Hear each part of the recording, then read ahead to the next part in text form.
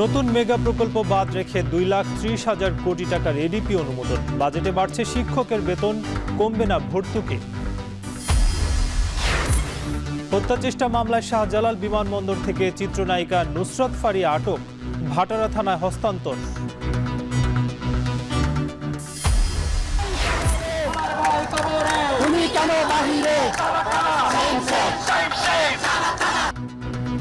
ঢাবি শিক্ষার্থী সাম্য হত্যার প্রতিবাদ সমাবেশে সংহতি শিক্ষকদের, বিচারের দাবিতে ছাত্রদলের শাহবাগ অবরোধ।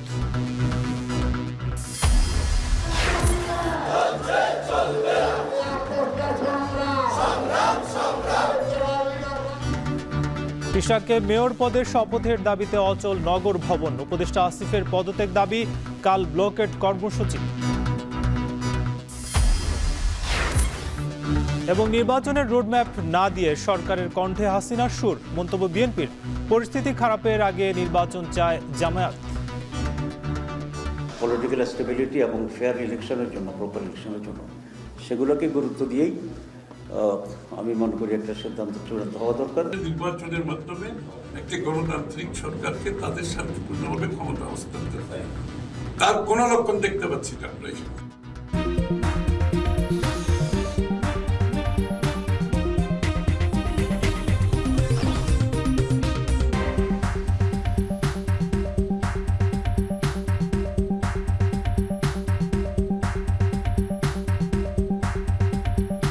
স্বাগত। এখন বিকেলে আপনার সঙ্গে আছি নাজমুস সাকিব। ঢাকা বিশ্ববিদ্যালয়ের শিক্ষার্থী সাম্য হত্যার বিচার দাবিতে শাহবাগ অবরোধ করেছে ছাত্রদল। সে খবর জানাতে যুক্ত হচ্ছেন সহকর্মী শাহাদাত অব্র। অব্র, জানাবেন যে যানবাহন চলাচল করতে পারছে কিনা এবং কি ধরনের ভোগান্তি হচ্ছে, এবং জানাবেন যে কতক্ষণ হলো অবরোধ করেছে।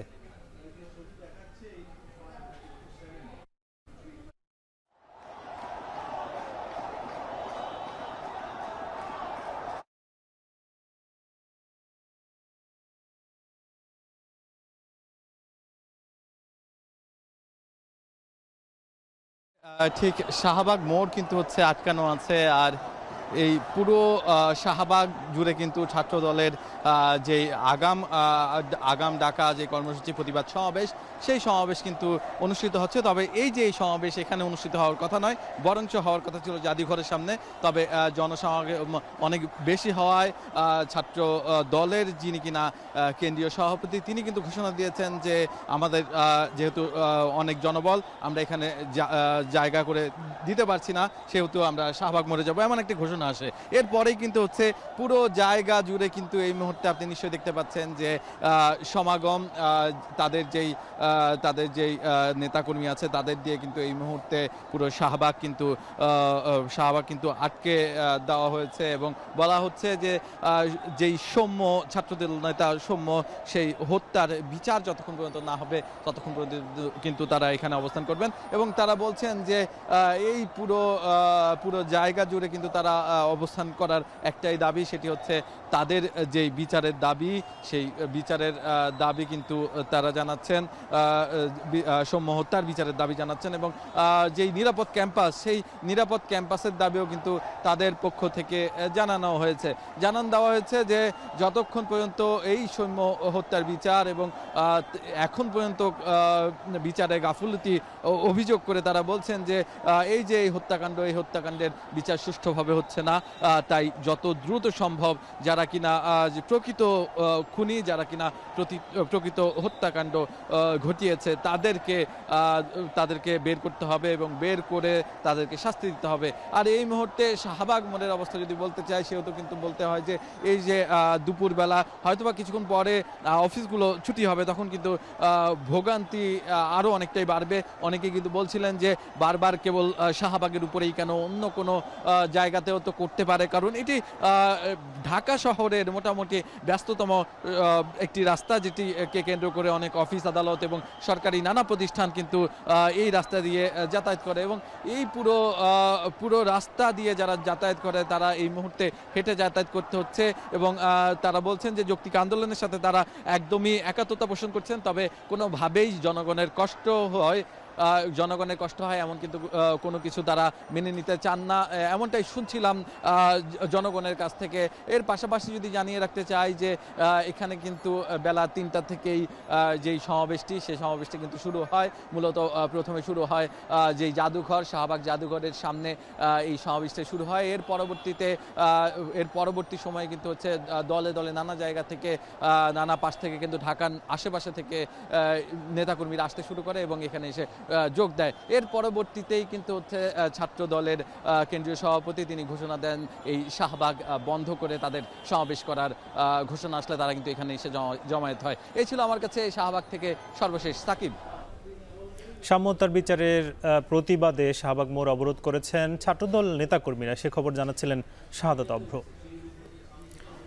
এদিকে বিএনপি নেতা ইশরাক হোসেনকে মেয়র পদে শপথ না পড়ানো পর্যন্ত কর্মসূচি অব্যাহত রাখার ঘোষণা দিয়েছেন সমর্থকরা।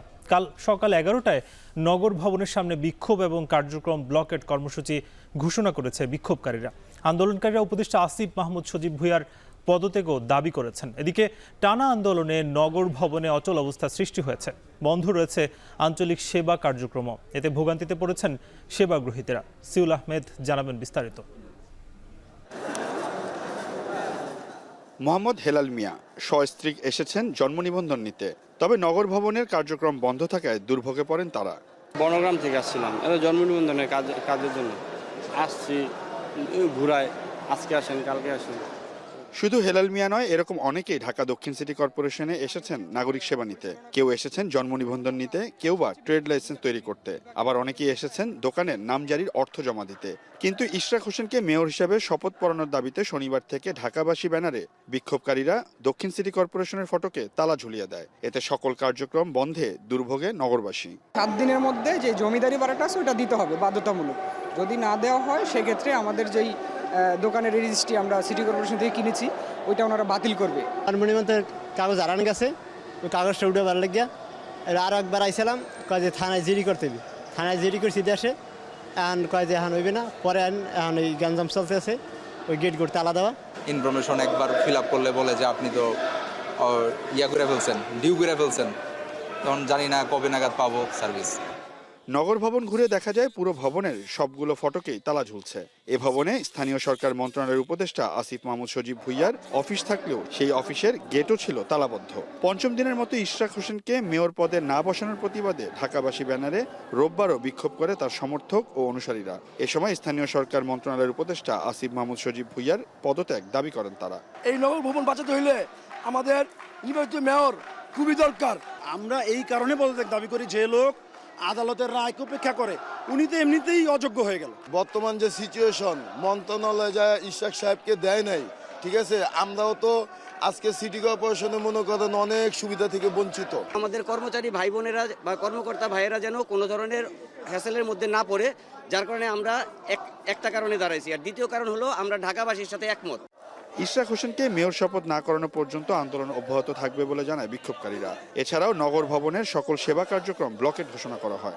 নগর ভবনের কার্যক্রম অচল করার জন্য আগামী দিনের জন্য ব্লকেট কর্মসূচি দিলাম। আমরা প্রকৌশলী ইশরাককে মেয়রের শপথ না নেওয়া পর্যন্ত আমরা এই আন্দোলন আমরা চালিয়ে যাব। সকালে এখন টেলিভিশনের সাথে ফোনে কথা হয় ডিএসসিসি প্রশাসক শাহজাহান মিয়ার সাথে। তিনি জানান, আইনি প্রক্রিয়ায় ঊর্ধ্বতন কর্মকর্তারা যে সিদ্ধান্ত নেবে সেভাবেই ঢাকা দক্ষিণ সিটি কর্পোরেশন কাজ করবে। আইন প্রক্রিয়া হওয়ার কারণে এখানে প্রশাসকের করণীয় কিছু নেই বলেও জানান তিনি। না, এগুলো তো আসলে এখন চলছে না, যেহেতু তালা মারা পুরো ভবনেই, আমাদের অফিসাররাও কেউ ঢুকতে পারছে না, কোনো কাজকর্মই করছে না। না, এটা তো আমাদের ঊর্ধ্বতন কর্তৃপক্ষ, তারা ওকে পান। আর বিষয়টা যেহেতু আইনি প্রক্রিয়া, এখন এটা বিষয়ে আমাদের ঊর্ধ্বতন কর্তৃপক্ষ অবহিত আছে, তারা যে নির্দেশনা দিন আমরা সেভাবে কাজ করব। গত 27 এপ্রিল আদালতের রায়ের পরিপ্রেক্ষিতে ইশরাক হোসেনকে ঢাকা দক্ষিণ সিটি কর্পোরেশনের মেয়র ঘোষণা করে গ্যাজেট প্রকাশ করে নির্বাচন কমিশন। সিউল আহমেদ, এখন, ঢাকা।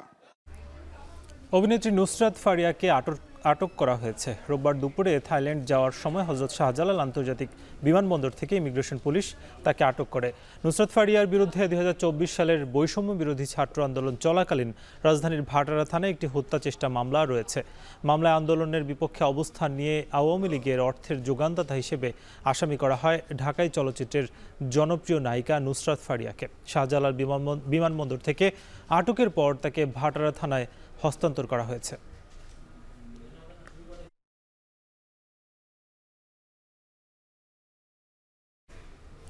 মেগা প্রকল্প বাদ রেখে 2025-26 অর্থ বছরের জন্য 2,30,000 কোটি টাকার বার্ষিক উন্নয়ন কর্মসূচি এডিপি অনুমোদন দিয়েছে জাতীয় অর্থনৈতিক পরিষদ।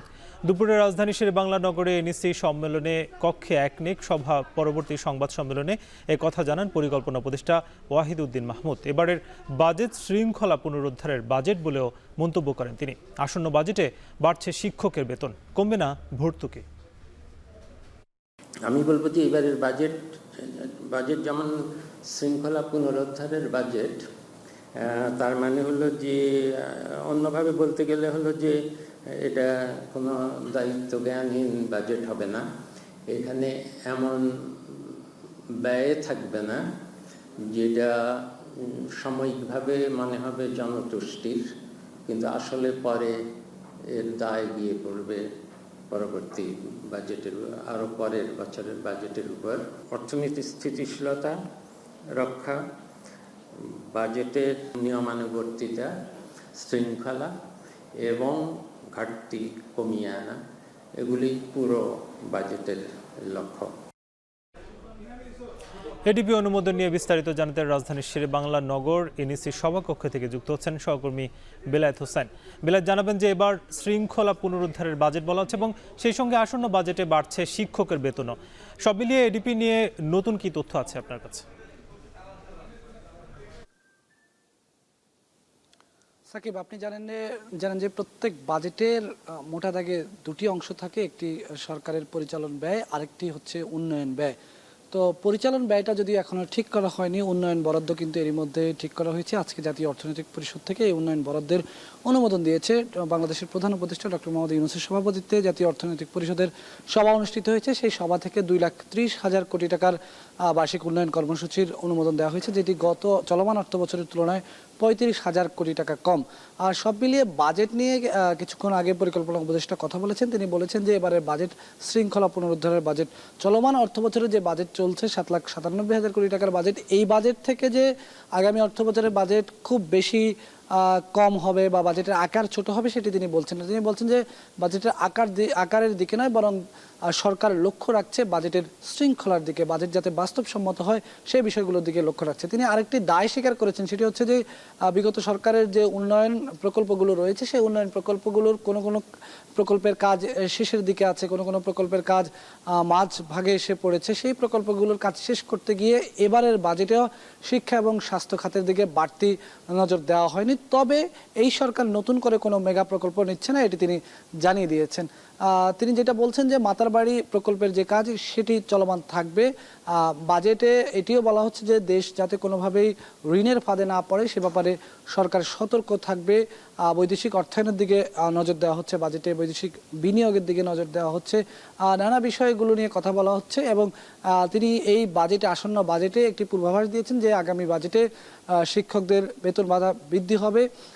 আর যেটি বলেছেন যে বাজেটকে একটা বাজেট থেকেই সকল বঞ্চনা দূর করা যাবে না। কারণ হিসেবে তিনি বলছেন যে সরকারের ঋণ পরিশোধের একটি দায় আছে, তারপরে যেই ভর্তুকিগুলো বিভিন্ন খাতে দেওয়া হতো সেই ভর্তুকিগুলোও সরিয়ে আনা যাবে না। তো নানা বাস্তবতার মধ্য দিয়ে এবারের বাজেট ঘোষণা করতে যাচ্ছে সরকার আগামী 2 জুন।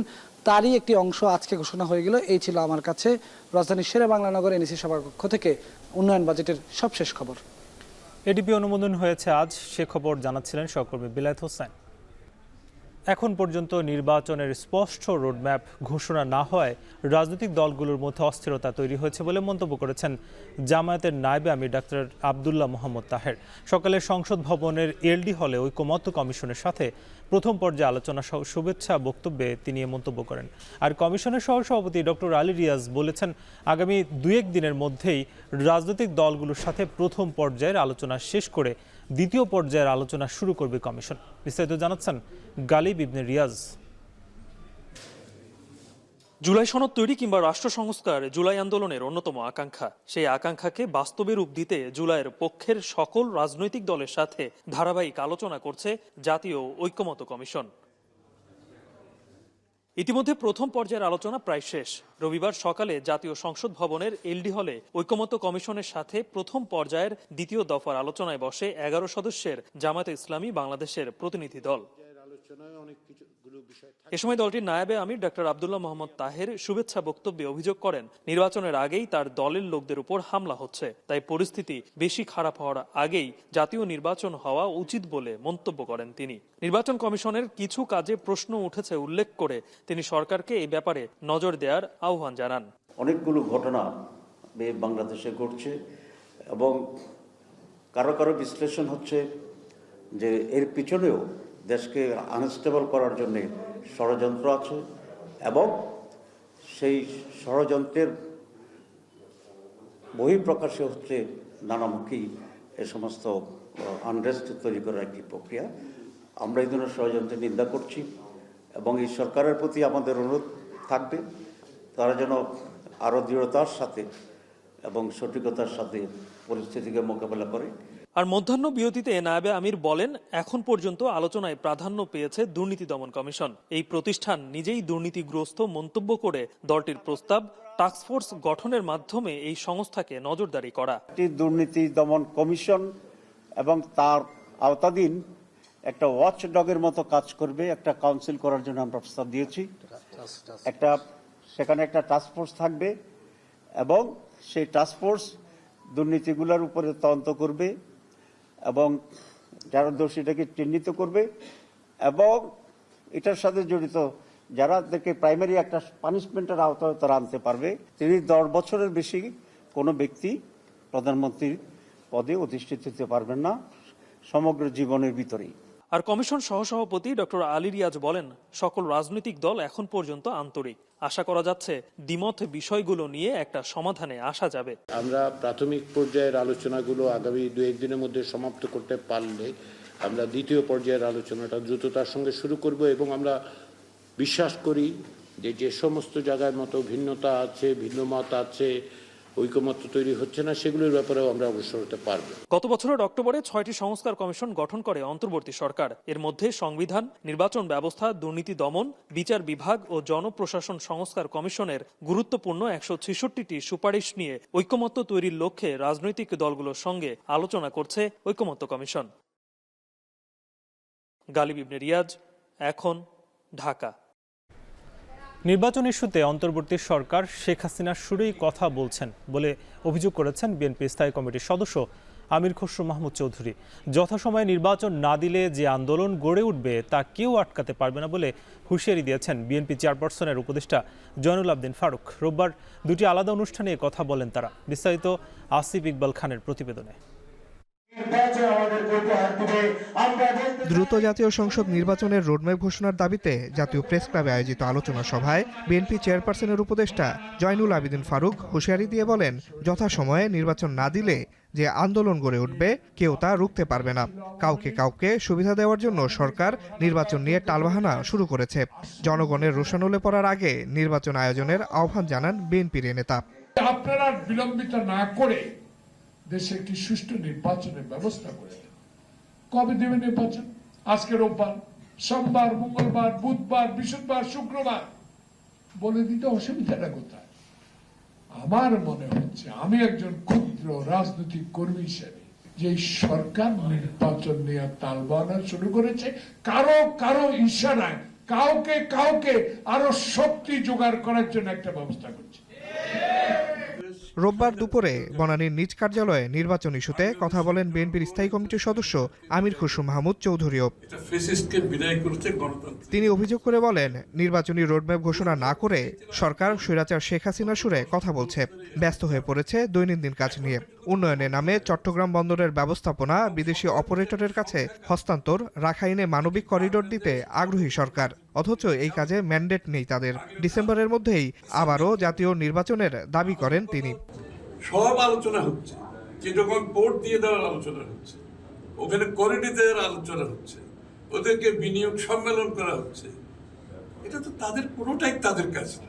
এটা একটা ট্রানজিশন গভর্নমেন্ট, এটা একটা স্টপ গ্যাপ গভর্নমেন্ট, যাদের মূল দায়িত্ব ছিল গণতন্ত্রের পথে দেশকে ফিরিয়ে দেওয়ার জন্য সমস্ত ব্যবস্থার মাধ্যমে, নির্বাচনের মাধ্যমে একটি গণতান্ত্রিক সরকারকে তাদের শান্তিপূর্ণভাবে ক্ষমতা হস্তান্তর করে। তার কোন লক্ষণ দেখতে পাচ্ছি না আমরা এখানে, এবং সেটাই হচ্ছে সংখ্যার বিষয়। জাতি সংখ্যার মধ্যে পড়ে গেছে এবং এই সংখ্যা যত দিন যাবে এটা বাড়তে থাকবে, অস্থিরতা বাড়তে থাকবে, দেশকে একটি বড় ধরনের বিপদের দিকে ঠেলে দেওয়া হবে। ঢাকা দক্ষিণ সিটি কর্পোরেশনের মেয়র হিসেবে ইশরাক হোসেনকে দায়িত্ব বুঝিয়ে না দেওয়ার সমালোচনা করে আমির খুসরু বলেন, আদালতের রায় না মেনে অনির্বাচিত ব্যক্তিদের দিয়ে জনপ্রতিনিধিদের দায়িত্ব পালন করানো হচ্ছে। ইমিডিয়েটলি রোডম্যাপ ডিক্লেয়ার করেন, এটা ডিসেম্বর পর্যন্ত যেতে হবে। আসিফ ইকবাল খান, এখন, ঢাকা।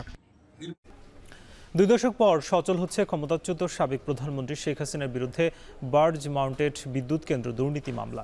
এ বিষয়ে করা আবেদনের শুনানি 15 জুলাই দিন ধার্য করেছেন আপিল বিভাগ। রোববার বিচারপতি আশফাকুল ইসলামের নেতৃত্বে 6 বিচারপতির আপিল বেঞ্চ এই আদেশ দিয়েছে। দুদকের আইনজীবী মামলাটি সচল করার জন্য আবেদন করেন। 2007 সালের 2 জুলাই তৌফিক এলাহি চৌধুরী ও তৎকালীন বিরোধী দলীয় নেত্রী শেখ হাসিনা সহ 7 জনের বিরুদ্ধে মামলা করে দুর্নীতি দমন কমিশন। 2008 সালের 3 মার্চ ওই মামলার কার্যক্রম কেন অবৈধ ঘোষণা করা হবে না মর্মে রুল জারি করেন হাইকোর্ট। পরে রুল নিষ্পত্তি করে মামলাটি অবৈধ ঘোষণা করে 2011 সালের 13 ফেব্রুয়ারি রায় দেয় হাইকোর্ট। এর আগে দুদক মামলাটি প্রত্যাহার করে নেয়। প্রায় 19 বছর পর মামলাটি পুনরায় সচল করার উদ্যোগ নেওয়া হলো।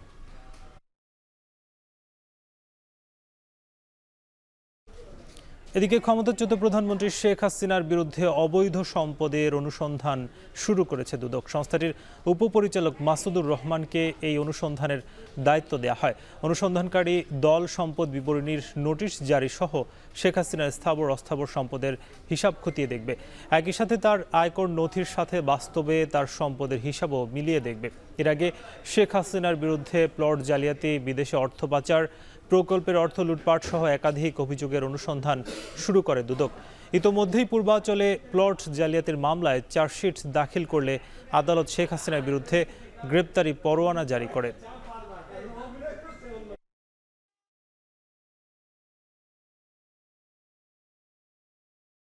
সাবেক প্রধানমন্ত্রী, তার সন্তান এবং তার ভগ্নী এবং তার সন্তান, তাদের বিরুদ্ধে মামলা দায়ের করা হয়েছে এবং আরও 1টি বা 2টি মামলা অনুসন্ধানাধীন রয়েছে। নির্বাচনের সময় তিনি যে সম্পদ বিবরণী দিয়েছেন, তার ট্যাক্সেশনের ট্যাক্স রিটার্নে যে সম্পদ বিবরণী দেওয়া হয়েছে এবং আমরা যা পেয়েছি তার মধ্যে আমরা তুলনামূলক পরীক্ষা করে দেখছি যে তাতে সম্পদের পরিমাণ অনেকাংশে গোপন করা হয়েছে। দেশের সবচেয়ে মজবুত আরএফএল ল্যাডার, যা 6061 গ্রেড অ্যালুমিনিয়ামে তৈরি। শক্তিশালী এমএস ক্রসবার নিশ্চিত করে সর্বোচ্চ নিরাপত্তা। RFL ladder. ভারতে আমদানি নিষেধাজ্ঞায় বিভিন্ন স্থলবন্দরে বন্ধ রয়েছে তৈরি পোশাক ও প্রক্রিয়াজাত খাদ্য রপ্তানি। এমন অবস্থায় বেনাপোল, ভোমরা, আখাউড়া, বাংলাবান্ধা সহ বেশিরভাগ স্থলবন্দরে আটকে আছে নানা পণ্যবাহী ট্রাক। হঠাৎ এই নিষেধাজ্ঞার কারণে ভোগান্তিতে পড়েছেন রপ্তানিকারকরা। রপ্তানি কমে যাওয়ার শঙ্কাও আছে তাদের। সহকর্মীদের তথ্যছবিতে বিস্তারিত। স্থলবন্দর দিয়ে বাংলাদেশের তৈরি পোশাক ও কিছু প্রক্রিয়াজাত পণ্য আমদানির ওপর ভারতের হঠাৎ নিষেধাজ্ঞার প্রভাব পড়েছে দেশের সর্ববৃহৎ স্থলবন্দর বেনাপোলে। বন্দরটিতে আটকা পড়েছে রপ্তানিমুখী গার্মেন্টস সহ বিভিন্ন পণ্যবাহী শতাধিক ট্রাক। বেনাপোল বন্দর দিয়ে প্রতিদিন ভারতে 250 থেকে 300 ট্রাক বিভিন্ন পণ্য রপ্তানি হয়, যার মধ্যে শতাধিক ট্রাকে থাকে তৈরি পোশাক। যৌক্তিক কারণ ছাড়া এমন নিষেধাজ্ঞায় দুই দেশই ক্ষতিগ্রস্ত হবে বলে মনে করছেন ব্যবসায়ী নেতারা। প্রায় 100 ট্রাক গার্মেন্টসের পণ্য আটকা পড়ে আছে। ভারত সরকার যদি এটা বিবেচনা করে তাহলে এই যে আমদানি বা রপ্তানি এগুলো সচল থাকে। বাংলাদেশে ব্যবসায়ীরা যারা রপ্তানি করে ভারতে, অবশ্যই তারা অনেক সমস্যার সম্মুখীন হবে, কারণ এই সমস্ত শিল্পের পরে তো বাংলাদেশের অনেক মানুষের কর্মসংস্থান জড়িত। ভারতের নিষেধাজ্ঞায় সবচেয়ে বেশি ক্ষতিগ্রস্ত হওয়ার শঙ্কায় আখাউড়া স্থলবন্দর। ব্যবসায়ীরা জানান প্রতিদিন অন্তত 30 লাখ টাকার পণ্য রপ্তানি ব্যাহত হবে। দেশের গুরুত্বপূর্ণ এই বন্দর দিয়ে প্রতিদিন প্রক্রিয়াজাত খাবার, ফল, ফলের জুস, তুলা, প্লাস্টিক ও পিভিসি সামগ্রী সহ নানা পণ্য রপ্তানি হয়, যার বেশিরভাগই পড়েছে ভারতের আমদানি নিষেধাজ্ঞার আওতায়। নতুন করে যে নিষেধাজ্ঞা দিচ্ছে আমাদের এক্সপোর্টগুলোতে, এটা তো আসলে অনেক আমাদের এই পোর্টটা আসলে বন্ধ হয়ে যাওয়ার একটা কার্যক্রমে চলে গেছে। আমরা উভয় দেশের উত্তোলন হওয়া খুব শীঘ্রই উচিত। এটা না হলে আমরা ব্যবসায়ীরা অনেক ক্ষতির সম্মুখীন হব। অন্যান্য বন্দরের মতো বিরূপ প্রভাব পড়েছে কুমিল্লার বিবির বাজার স্থলবন্দরে। গেল 2 মাসে এই বন্দর দিয়ে প্রায় 44.5 কোটি টাকার পণ্য রপ্তানি হয়। এই ধারা অব্যাহত রাখতে সরকারকে উদ্যোগী হওয়ার আহ্বান জানান ব্যবসায়ী নেতারা। বাংলাদেশের সাথে ভারতের যে বাণিজ্য ঘাটতি সেটা আরও বেড়ে যাবে। সময় এসেছে যেগুলো নিয়ে ভাবার, যে কীভাবে বাণিজ্য ঘাটতিটা কমানো যায়। সেই পদক্ষেপ আমার মনে হচ্ছে সরকার চিন্তা করছেন, এবং সেই চিন্তার প্রতিফলন হয়তো আমরা আস্তে আস্তে দেখতে পাব। ক্ষতিগ্রস্ত হবে চাঁপাইনবাবগঞ্জের সোনা মসজিদ স্থলবন্দরের রপ্তানি বাণিজ্য। প্রতিদিন এই বন্দর ব্যবহার করে 20 লাখ টাকার তৈরি পোশাক, জুট, সুতা, প্লাস্টিক পণ্য, জুস ও কনফেকশনারি পণ্য রপ্তানি হতো, যা এখন অনেকাংশেই ব্যাহত হবে। 8-10টা আইটেম তারা নিত, গতকালকে 6টা আইটেমে তারা নিষেধাজ্ঞা দিয়েছে যে স্থলবন্দর দিয়ে এই সব আইটেমগুলো ঢুকবে না। ছোট গাড়ি দিয়ে আমরা এক্সপোর্ট করি, এতে আমাদের মতো যারা ছোট ছোট ব্যবসায়ী আছে তাদের সাময়িক হয়তো অসুবিধা হবে। সাতক্ষীরার ভোমরা স্থলবন্দর দিয়ে বর্তমানে কেবল প্রক্রিয়াজাত শিশু খাদ্য রপ্তানি হয়। ভারতের নিষেধাজ্ঞায় বড় কোনো প্রভাব না পড়লেও ক্ষতির মুখে পড়বে এই খাতের ব্যবসায়ীরা। এদিকে ভারতের আমদানি নিষেধাজ্ঞায় তেমন কোনো প্রভাব পড়েনি পঞ্চগড়ের বাংলাবান্ধা ও দিনাজপুরের হিলি স্থলবন্দরে। বন্দর ব্যবহারকারীরা জানান, এসব বন্দর দিয়ে রপ্তানি হওয়া বেশিরভাগ পণ্যই নিষেধাজ্ঞার আওতামুক্ত। সকল পণ্য আমাদের পোর্ট দিয়ে রপ্তানি হতো না, সো এইটার ইম্প্যাক্টটা অতটা আমাদের বাংলাদেশ হিলি পোর্ট দিয়ে তেমন কোনো ইম্প্যাক্টটা পড়বে না আমাদের।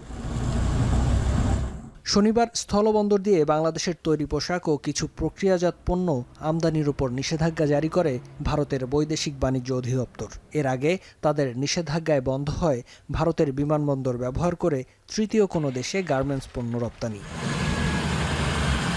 ফেরদৌস আবির, এখন।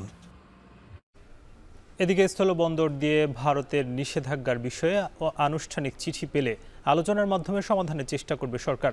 সচিবালয়ে এক প্রশ্নের জবাবে বাণিজ্য উপদেষ্টা শেখ বশির উদ্দিন কথা জানান। অফিসিয়ালি পাইনি চিঠিটা, আমাদেরকে অফিসিয়ালি জানানো হয়। আমরা সোশ্যাল মিডিয়াতে দেখেছি, আমাদের কপি এসছে, আর যেটা আপনাদের কাছেও এসছে। বিভিন্ন সময় আমরাও আমাদের কৃষিপণ্য উৎপাদন এবং ভোগের উপরে নির্ভর করে আমদানিতে বিভিন্ন রকমের বিধিনিষেধ আরোপ করি, ভারতও করে। সো এটা একটা চলমান প্রক্রিয়া। ভারতও আমাদের কাছ থেকে যেটা সোর্স করে সেটাও কম্প্যারেটিভ রিজনসে সোর্স করে। So natural trade should flow, that's the whole idea. এবং আমরা আমাদের বৈচিত্র্যকরণের মাধ্যমে এবং আমরা আমাদের প্রতিযোগিতা সক্ষমতার মাধ্যমে আমরা আমাদের বাণিজ্য বৃদ্ধি ঘটাবো। টানা 4 দিনের কর্মবিরতিতে আমদানি রপ্তানি কার্যক্রম কার্যত স্থবির হয়ে পড়েছে। চট্টগ্রামে কাস্টমস কর্মকর্তাদের টেবিল ফাঁকা থাকায় হচ্ছে না কোনো কাজ। ব্যাপক ক্ষতির মুখে ব্যবসায়ীরা।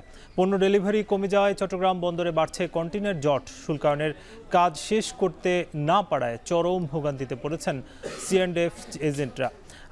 আটকে আছে সরকারের রাজস্ব। এদিকে এনবিআর বিলুপ্তির অধ্যাদেশের বৈধতা চ্যালেঞ্জ করে হাইকোর্টে রিট করা হয়েছে। হাজিরা শিউলির প্রতিবেদনে বিস্তারিত। দেশের 92% পণ্য আমদানি ও রফতানি হয় চট্টগ্রাম বন্দর দিয়ে। আমদানি পণ্য জাহাজ থেকে বন্দর চত্বরে নামার পর শুল্কায়ন প্রক্রিয়া শেষে পণ্য ডেলিভারি নিতে পারেন আমদানিকারকরা। কিন্তু গত সোমবার রাতে এক অধ্যাদেশে অন্তর্বর্তীকালীন সরকার জাতীয় রাজস্ব বোর্ড ভেঙে রাজস্ব নীতি ও রাজস্ব ব্যবস্থাপনা নামে 2টি বিভাগ করলে এর প্রতিবাদে মঙ্গলবার থেকে কলমবিরতি কর্মসূচি পালন করছেন কাস্টমস, আয়কর ও ভ্যাট বিভাগের কর্মকর্তারা। রাজস্ব কর্মকর্তাদের সকাল 9টা থেকে বিকেল 3টা পর্যন্ত কর্মবিরতির ফলে কার্যত বন্ধ হয়ে গেছে আমদানি ও রফতানি পণ্য চালানের শুল্কায়ন কার্যক্রম ও রাজস্ব আহরণ। সারাদিন টেবিলে টেবিলে ঘুরলেও 2টি হলরুমে কোনো রাজস্ব কর্মকর্তা উপস্থিত না থাকায় কাজ শেষ করতে পারছেন না C&F এজেন্টরা। অফিসাররা যখন কর্মবিরতি করছে, সে কর্মবিরতির পরিপ্রেক্ষিত হচ্ছে কি আমাদের C&F যারা আমরা কাজ করি সঙ্গে যারা ওতপ্রোতভাবে জড়িত এবং সরকারের রাজস্ব যারা আমরা আহরণ জন্য আমরা দ্রোহ বেড়াই, আমরা চরম ভোগান্তির মধ্যে আছি। যেখানে আমাদের আগে সময় লাগতো 2 ঘন্টা, সেখানে লাগতেছে এখন 6 ঘন্টা, তারপরে 5টার পরে তারা থাকে না। এটা হলো আমাদের একটা বিশাল বড় সমস্যা। এই কারণে আমাদের সব দিকে আমরা হয়রানির শিকার হচ্ছি। পণ্য চালানের শুল্কায়ন না হওয়ায় চট্টগ্রাম বন্দর থেকে যথাসময়ে আমদানি পণ্য খালাস করতে না পারায় বিপুল জরিমানা ও লোকসান গুনতে হচ্ছে আমদানিকারকদের। বিঘ্নিত হচ্ছে রফতানি পণ্য শিপমেন্টও, বাড়ছে শিপিং ও পোর্ট ড্যামারেজ। রেজিস্ট্রেশন নাম্বার ফেলেছি গত বৃহস্পতিবার থেকে এখন পর্যন্ত বুঝতেছি, আজও পর্যন্ত বুঝতেছি অ্যাসেসমেন্ট সম্পূর্ণ করতে পারি নাই। কাস্টমস কর্মবিরতির কারণে আমার রপ্তানিটাও বাধাগ্রস্ত হয়, তাহলে আসলে আমরা সীমাহীন একটা ভোগান্তির মধ্যে পড়ে যাই। আমরা কোনোভাবে এটা অ্যাকসেপ্ট করতে পারি না। দেশের ব্যবসা বাণিজ্য এক ধরনের স্থবিরতার মধ্যে পড়ে গেছে। তো এটা আমরা আশা করব যে কোনোভাবে এইসব ইস্যুগুলো তৈরি করে কোনোভাবে যেন আমদানি রপ্তানির ব্যাঘাত না ঘটে। আলাপ আলোচনার মাধ্যমে দ্রুত এই সমস্যা সমাধানের আহ্বান জানিয়েছেন ব্যবসায়ী ও সিএনএফ এজেন্টরা। আমরা তো এনবিআর এর লাইসেন্সি, আমরা আন্দোলনের ইয়েসও বলতে পারি না, নো বলতে পারি না, কিন্তু আন্দোলনে আমাদের আমদানি রপ্তানিকারক এবং সিএনএফ এজেন্টদের কষ্ট বেড়েছে। বন্দরে মাসুল বৃদ্ধি পাচ্ছে, পোর্টে শিপিংয়ে তার চার্জ বৃদ্ধি পাচ্ছে। আগে বন্দরের চার্জ ছিল মনে করেন $1, এখন 4 গুণ বৃদ্ধি পেয়ে $4।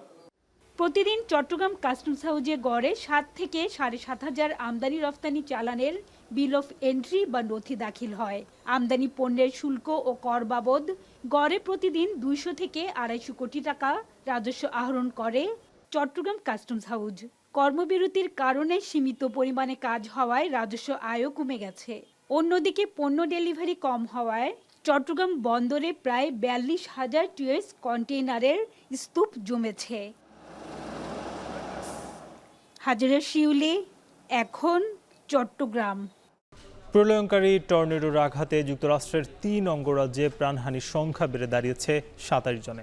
মিশিগান এবং টেনেসিতে বৈদ্যুতিক খুঁটি এবং গাছ ভেঙে পড়ায় বিদ্যুৎ বিচ্ছিন্ন অবস্থায় দিন পার করছেন 4 লাখেরও বেশি গ্রাহক। ক্ষতিগ্রস্ত বসতবাড়ির সংখ্যা 500 ছাড়িয়েছে। মার্কিন আবহাওয়া দপ্তরের আশঙ্কা, মারাত্মক টর্নেডোর ঝুঁকিতে আছে ইলিনয় এবং টেক্সাস। সতীর্থ কর্মকার জানাবেন বিস্তারিত। নড়ে গেছে বসতবাড়ির ভিত, ভেঙে পড়েছে ছাদ, রাস্তায় পড়ে আছে মাটি থেকে উপড়ে যাওয়া গাছ। এক রাতের ব্যবধানে কংক্রিটের ধ্বংসস্তূপে পরিণত হয়েছে যুক্তরাষ্ট্রের 2 অঙ্গরাজ্য কেন্টাকি ও মিজৌরির গুরুত্বপূর্ণ শহর। ক্ষতিগ্রস্ত হয়েছে 500-র বেশি ভবন। পরিস্থিতি এতটাই অপ্রত্যাশিত যে এখনও ক্ষয়ক্ষতির পূর্ণাঙ্গ হিসাব করে উঠতে পারেনি স্থানীয় প্রশাসন। ক্ষতিগ্রস্ত এলাকায় ধসে পড়া ভবনের নিচে আটকে পড়া বাসিন্দাদের উদ্ধারে চলছে অভিযান। বিবিসি জানায়, মিজৌরি ও কেন্টাকিতে ঝড়ের তাণ্ডবে শনিবার বিকেল থেকে বিদ্যুৎবিহীন অবস্থায় আছে প্রায় 1.5 লাখ স্থাপনা। ভবন ধস ও গাছ উপড়ে গেল 2 দিনে আহত হয়েছেন প্রায় 150 মানুষ। মার্কিন আবহাওয়া দপ্তরের পূর্বাভাস, কেন্টাকির পর টর্নেডোর আঘাতের ঝুঁকিতে আছে ইলিনয়। সতর্ক থাকতে বলা হয়েছে টেক্সাসের বাসিন্দাদেরও। স্থানীয় সময় শনিবার ভোরে আঘাত হানা টর্নেডোর প্রকোপ সবচেয়ে বেশি ছিল কেন্টাকির দক্ষিণ পূর্ব লরেল কাউন্টি ও মিজৌরির ঐতিহাসিক সেন্ট লুইস শহরে। সংখ্যার বিচারে হতাহতদের মধ্যে 98% এই 2 অঞ্চলের বাসিন্দা। এরপরেই ক্ষতিগ্রস্ত অঞ্চলের তালিকায় আছে ইলিনয়ের ম্যারিয়ন সহ আরও কয়েকটি অঞ্চল।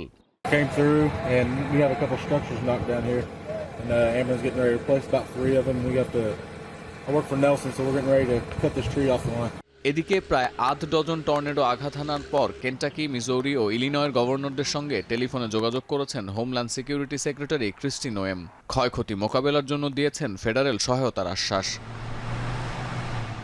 সতীর্থ কর্মকার, এখন বিশ্ব। 8 মে শেষ হওয়া কনক্লেভে নির্বাচিত হওয়ার পর আজ আনুষ্ঠানিকভাবে দায়িত্ব নিচ্ছেন পোপ লিও চতুর্দশ। ভ্যাটিকানে চলছে অভিষেক অনুষ্ঠানের মধ্য দিয়ে রোববার থেকে আনুষ্ঠানিকভাবে বিশ্বের 1.4 বিলিয়ন রোমান ক্যাথলিক খ্রিস্টানদের নতুন ধর্মগুরু তিনি। অভিষেকের দিনে উদ্বোধনী প্রার্থনায় যোগ দিতে সকালে ভ্যাটিকানে পৌঁছান তিনি। এ সময় ক্যাথলিক খ্রিস্টানরা তাকে স্বাগত জানান। ভক্তদের জন্য আশীর্বাদের হাত উঁচিয়ে দেন পোপ। অভিষেক অনুষ্ঠান ও উদ্বোধনী প্রার্থনায় যোগ দিয়েছেন বিশ্বের বেশ কয়েকটি দেশের রাষ্ট্রপ্রধান, উচ্চপদস্থ কর্মকর্তারা ও মন্ত্রী। উপস্থিত রয়েছেন ইউক্রেনের প্রেসিডেন্ট ভ্লাদিমির জেলেনস্কিও। 88 বছর বয়সী পোপ ফ্রান্সিস 21 এপ্রিল মারা যাওয়ার পর নতুন পোপ হিসেবে নির্বাচিত হন পোপ লিও চতুর্দশ। ইতোমধ্যেই বিশ্বে শান্তির জন্য সর্বাত্মক প্রচেষ্টার প্রতিশ্রুতি দিয়েছেন। পাশাপাশি ভ্যাটিকানকে বিশ্বব্যাপী সংঘাতের মধ্যস্থতাকারী হিসেবে প্রস্তাব দিয়েছেন ক্যাথলিক খ্রিস্টানদের নতুন এই ধর্মগুরু।